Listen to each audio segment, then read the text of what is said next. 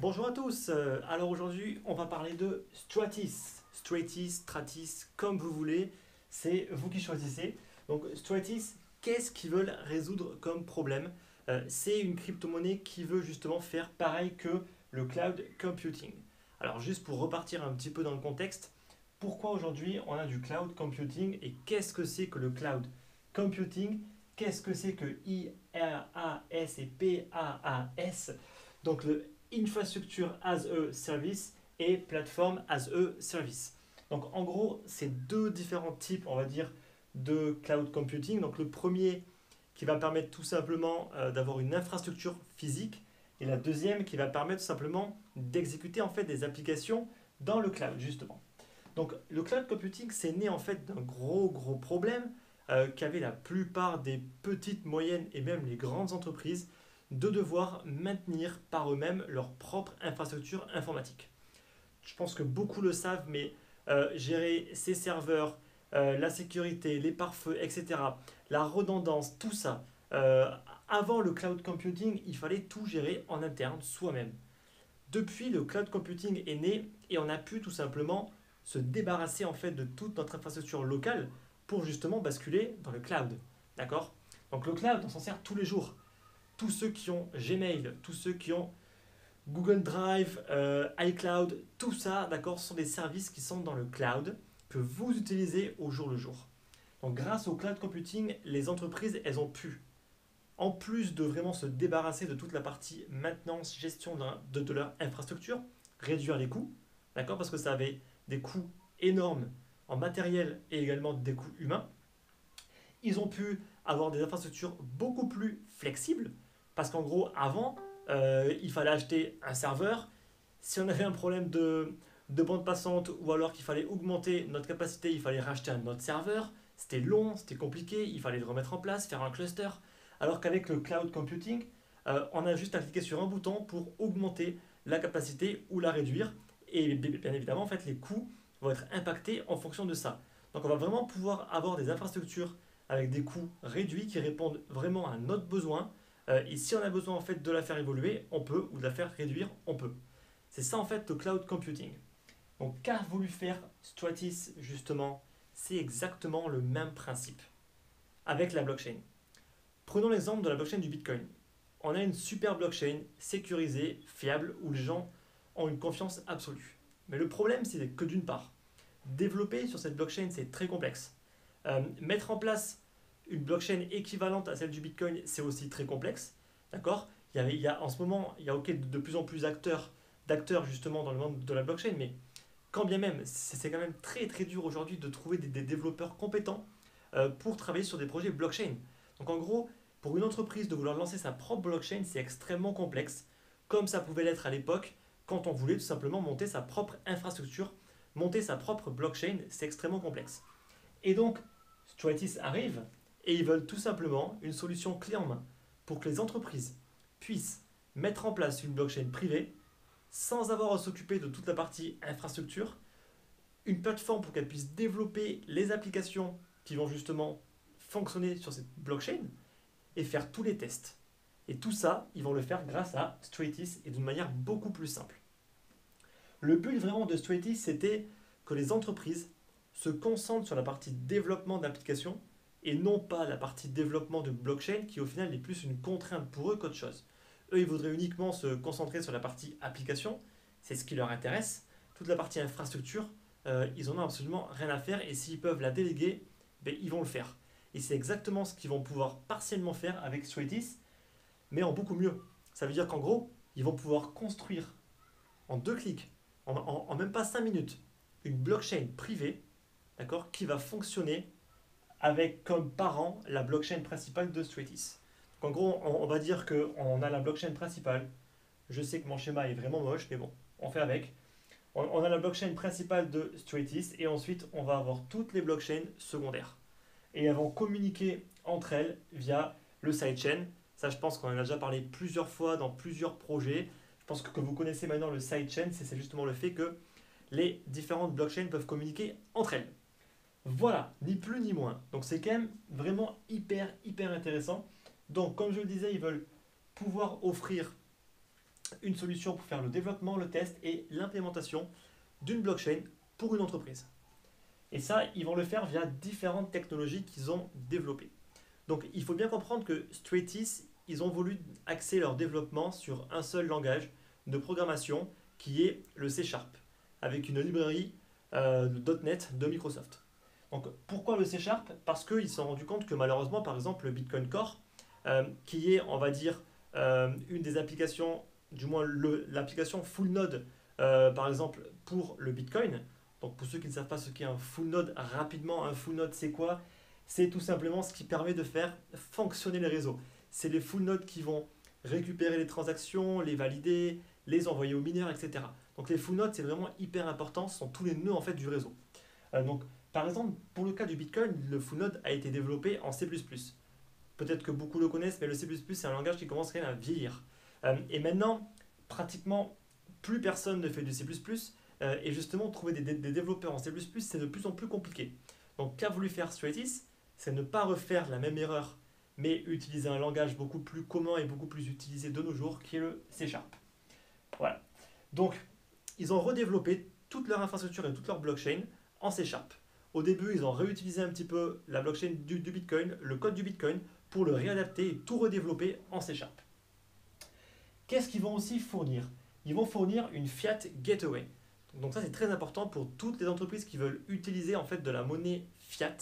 Ils peuvent le faire via la création en fait d'un token dans leur blockchain privée. Ils pourront créer un token qui va être backé sur la monnaie fiat et ils pourront simplement l'échanger.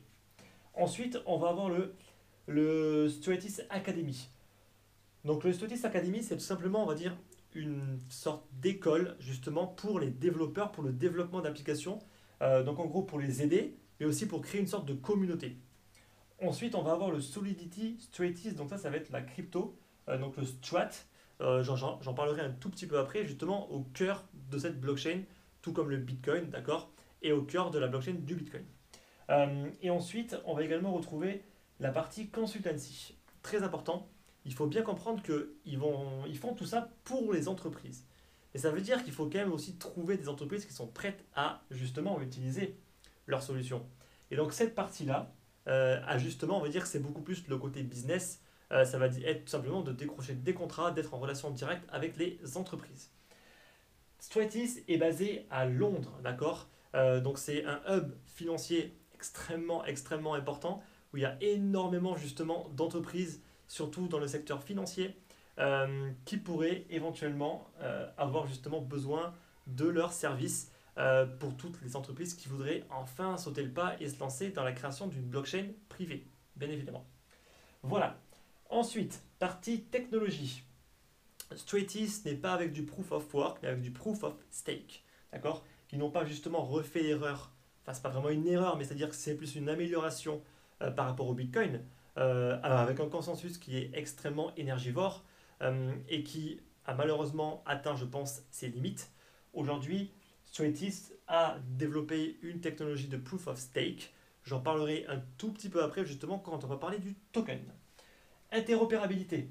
Le but de Stratis, c'est tout de même d'être ouvert aux autres. Et donc, en gros, ils vont permettre tout simplement aux entreprises de pouvoir tester d'autres types de blockchain, comme la blockchain du Bitcoin, d'Ethereum ou même de Lisk, par exemple. Donc, il faut savoir qu'ils sont quand même assez ouverts. On pourra même utiliser les smart contracts d'Ethereum. On pourra même utiliser Waves, pour ceux qui connaissent. Donc, vraiment, en fait, voilà, ce n'est pas une blockchain qui est fermée sur elle-même. Non, non. Elle est ouverte. Même à noter, c'est-à-dire que Stratis a grandement participé au développement du Bitcoin, d'accord, et il continue justement à développer, à enrichir le Bitcoin via leurs développeurs qui travaillent également pour développer sur le Bitcoin. Ensuite, on va voir, comme j'ai pu le dire, la technologie du sidechain pour la communication entre différentes blockchains. Le Stratis Core, en fait, tout simplement, qui est leur full node qui a été redéveloppé et qui est également donc, une plateforme de test, d'accord. Et ensuite, on va avoir, ça c'est très récent, on va avoir la plateforme de lancement pour les ICO. Donc ça c'est plutôt très intéressant. Donc comme pour Ethereum par exemple, on pourra lancer son ICO via justement Stratis. Ça aussi, c'est très très très important. Voilà à peu près pour toute la partie technologie. Maintenant, on va basculer sur la partie token. Alors, Stratis, avec son Strat, il a été vendu durant l'ICO à 0,0073 centimes de dollars. Ceux qui le connaissent, aujourd'hui, il est environ un petit peu moins, ça dépend des jours, 5 dollars. Ça fait, on va dire, une croissance de quasiment 70 000, voire même un petit peu plus, 2%. C'est juste énorme, c'est monstrueux. C'est vraiment monstrueux et ça en fait la première ICO. Donc c'est l'ICO en fait qui a son ROI, son retour sur investissement le plus important. Ça, il faut bien le comprendre. Elle a été lancée en 2017 et elle a eu une poussée mais phénoménale. Ce qu'il faut bien noter avec cette ICO, c'est qu'elle n'a pas levé en fait des millions et des millions comme beaucoup d'ICO qui lèvent beaucoup trop d'argent. Une ICO en fait et un projet n'a pas besoin de lever des dizaines et des dizaines de millions. Très souvent, c'est pas justifié. Aujourd'hui, on a Stratis qui a levé, accrochez-vous bien, un tout petit peu moins de 600 000 dollars. Voilà, un tout petit peu moins de 600 000 dollars pour faire ça et pour avoir un ROI de plus de 70 000%. Donc, juste réfléchissez un tout petit peu quels sont les ICO qui sont les plus rentables d'après vous. Je n'irai pas plus loin. C'est aussi à vous un petit peu comprendre justement dans quoi vous devez investir. Ensuite, on va rapidement parler donc de la partie staking. Je pense que ça, c'est justement une partie que beaucoup vont être intéressés. Est-ce que justement c'est avantageux pour moi d'acheter des strats pour les staker, donc les mettre dans un porte-monnaie de staking pour justement que je participe au consensus, à la création des blocs et donc à la création en fait des nouveaux strats. Alors, il y a un nouveau strat qui est créé toutes les minutes. Donc c'est peu, d'accord? C'est très très peu. Et donc ça fait qu'il y a une inflation, on va dire aux alentours des 1% par an sur le strat, donc sur le nombre en fait simplement de strats qui est en circulation. Alors bien évidemment, tout le monde ne fait pas du staking. Il y en a qui trade, il y en a qui le stockent sur des porte-monnaies qui ne font pas du staking, mais quand bien même, d'après le dernier chiffre que j'ai pu voir, il y a environ 50% des tokens qui sont mis sur des porte-monnaies de staking. Donc ça, c'est très très important à le comprendre.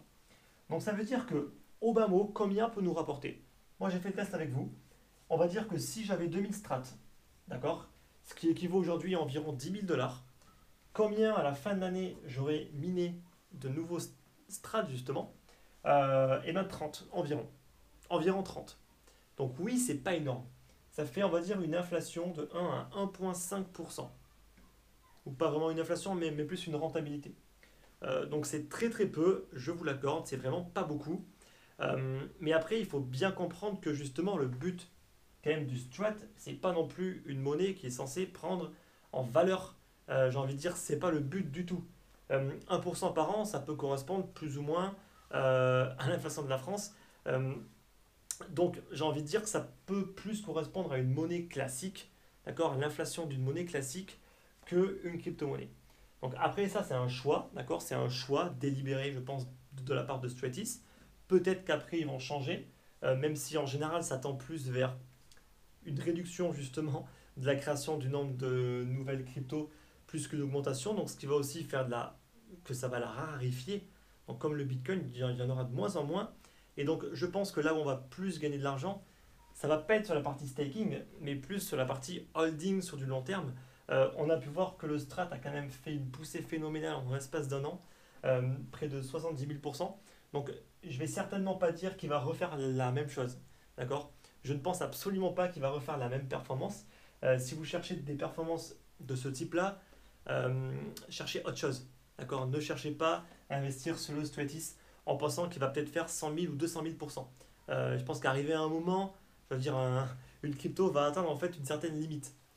Et là, pour le coup, elle est relativement énorme. Donc voilà, Stratis, ça reste un très bon investissement avec une grosse équipe qui commence vraiment à se faire connaître maintenant, qui justement participe beaucoup au développement en fait du Bitcoin. Donc ça aussi, c'est très très intéressant parce que voilà, c'est pas juste chacun pour soi, ils sont vachement ouverts, c'est vraiment très intéressant. et ce n'est pas le cas en fait de tous les projets. Voilà. Donc j'espère que c'est bien clair pour vous pour Stratis. C'est vraiment une solution clé en main pour une entreprise pour qu'elle puisse se lancer dans la blockchain en l'espace de quelques minutes. C'est vraiment, ça sert à ça. Donc Stratis au début, ils ont vraiment axé tout l'argent qu'ils avaient récolté sur le développement. Et n'ont pas du tout fait toute la partie marketing, business, etc.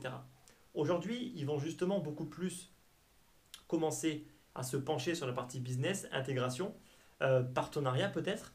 Et donc forcément, au niveau du prix, ça peut avoir quand même des impacts. On sait tous comment ça marche. Si demain on annonce un partenariat avec une grosse boîte, tout le monde va se ruer pour acheter en pensant que ça va forcément avoir un impact. Alors qu'en fait, pas du tout. Mais grâce à ça, en fait, ça va réellement avoir un impact. Donc, on ne sait pas en fait ce qui va se passer. Ce qu'il faut bien comprendre, c'est que pour moi, là, ce qu'ils doivent faire maintenant, c'est développer toute leur partie business. C'est vraiment attirer des entreprises à utiliser leurs solutions pour justement qu'elles aient un besoin d'acheter des strats. Parce que pour l'instant, il y a très peu de compagnies qui vont utiliser Stratis. Donc, le token reste que de la spéculation. Demain, si énormément d'entreprises utilisent la plateforme Stratis pour leur blockchain privée, bien évidemment qu'elles vont toutes devoir acheter du Strat, ce qui peut avoir un autre impact très positif sur le prix. En plus, c'est du proof of stake qui est hold à plus de 50%, donc ça c'est pas mal. Si le chiffre tend à augmenter encore plus, peut-être du 80%, là ça pourrait vraiment commencer à être pas mal et son prix peut très facilement monter quand il est hold en grande majorité. Aujourd'hui, il y a plein de cryptos qui ne sont pas du tout hold, qui sont échangés, qui sont énormément échangés. Et ce qu'il faut bien comprendre, c'est qu'une crypto qui a un volume extrêmement faible, c'est pas forcément négatif. Au contraire. Au contraire, parce qu'une crypto qui a un volume très faible, ça veut dire qu'elle n'est quasiment pas échangée. Donc, elle est hold en grande majorité. Et donc, c'est beaucoup plus facile pour que son prix augmente. Voilà. J'espère que cette vidéo sur Stratis vous a plu. Si vous avez des questions, comme d'habitude, dans les commentaires. Si vous avez aimé la vidéo, mettez un like. Et moi, je vous dis à très bientôt pour une prochaine analyse ou une prochaine vidéo. Merci.